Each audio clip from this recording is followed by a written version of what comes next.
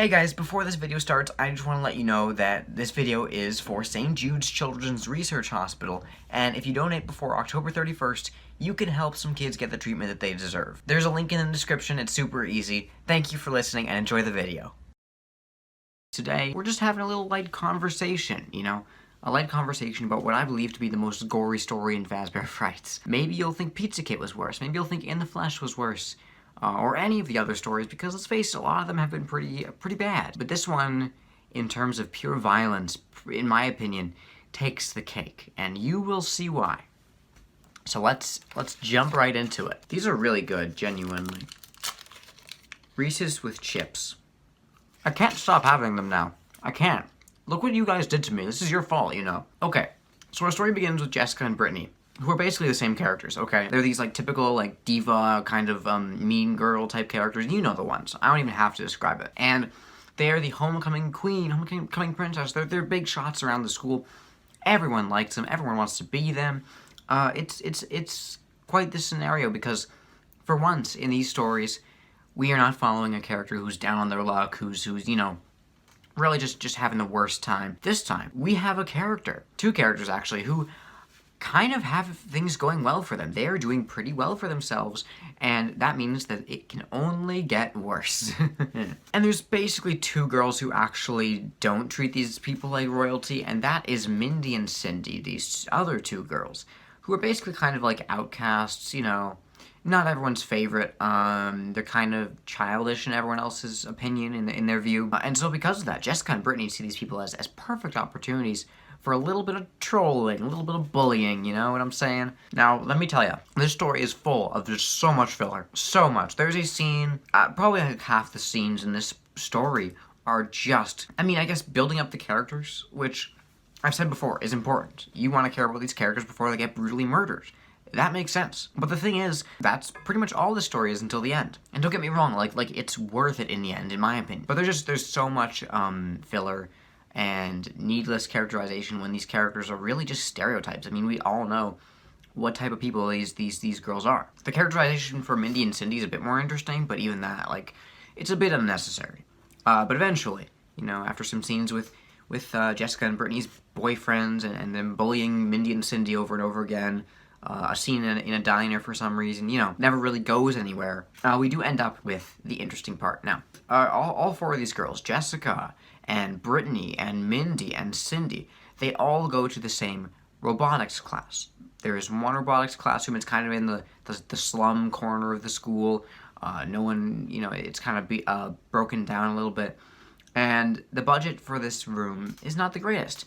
They kind of have to rely on old, donated animatronics from maybe a little bit shady places that maybe they don't work so well anymore. Fazbear Entertainment, perhaps? Just throwing that out there. But first, this video is sponsored by the Elementia Studios Patreon.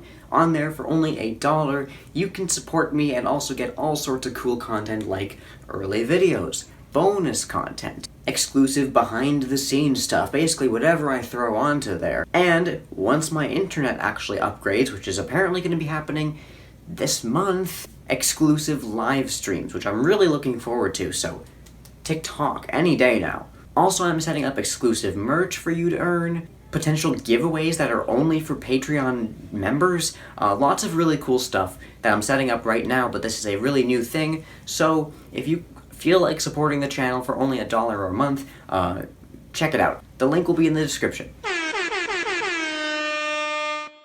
The budget for this room is not the greatest. They kind of have to rely on old, donated animatronics from maybe a little bit shady places that maybe they don't work so well anymore. And each of these students, they're put into pairs and they get a robot to fix up. And Jessica and Brittany are assigned with Pig Patch. It's not literally Pig Patch. The name is Rosie Pork Chop. But the description is pretty similar to Pork Patch or Pig Patch or whatever his name is. The only difference is that this character, Rosie Pork Chop, is wearing an apron and, interestingly enough, is a spring-lock suit. So I think it's pretty obvious where this is going.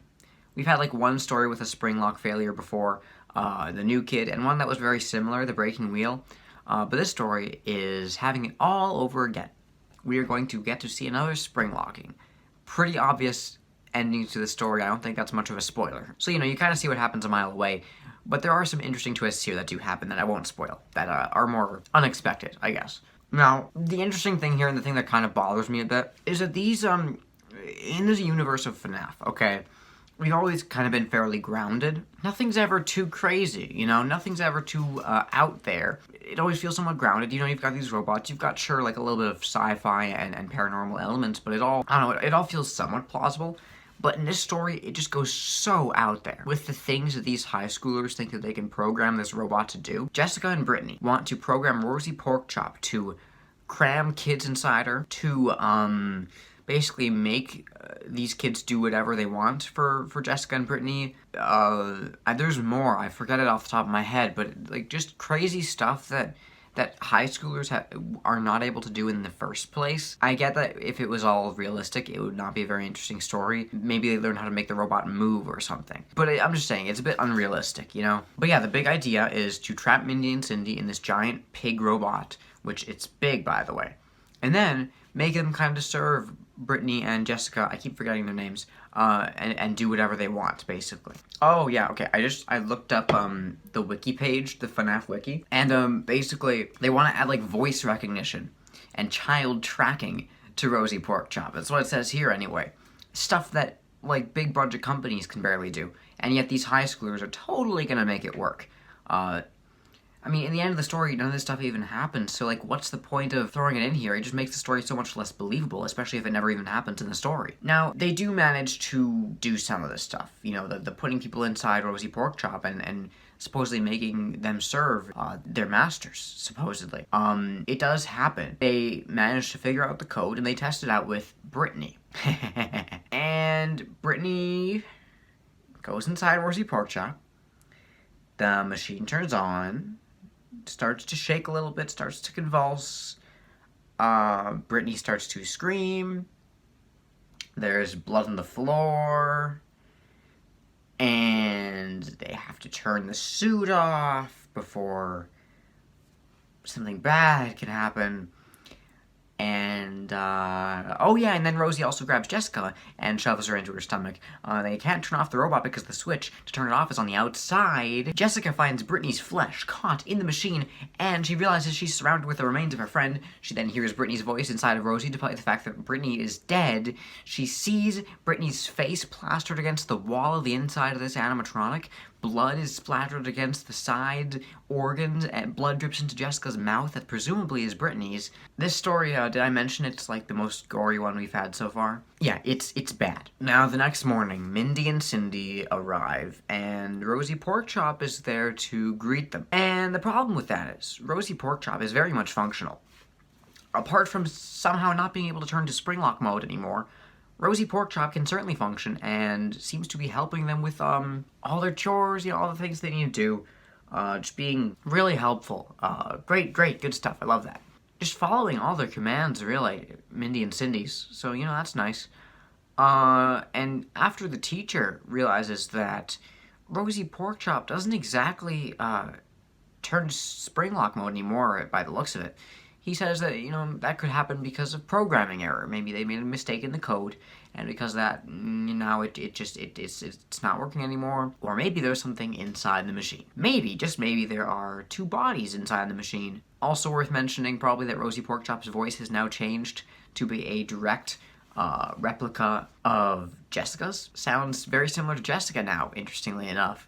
And it appears that, at the end of the story, Mindy and Cindy have a new little friend to help them out, and to serve them in any way they need. So, that's nice. And you just know, okay, you just know that sometime after the story, they have to take a look inside this robot at some point and see what's going on in there. The face plastered against the wall, you know, all that stuff. And it's not gonna be fun. It's not gonna be fun. There you go, folks. There you go. That's Together Forever. Who knew that the Pig Patch story would be the most gory one? I certainly didn't, but, I mean, wow. One more book to go, guys. One more book. I'll do the Stitch Race story as well. I'll talk about that a bit, because there's so much to unpack with it. But, I mean, we're almost at the end. It's crazy, right? It's crazy. Cannot wait to see what the final book has in store. Thank you guys for watching. Thank you for listening. Thank you for whatever it is you're doing right now. I'll see you guys soon. Bye-bye!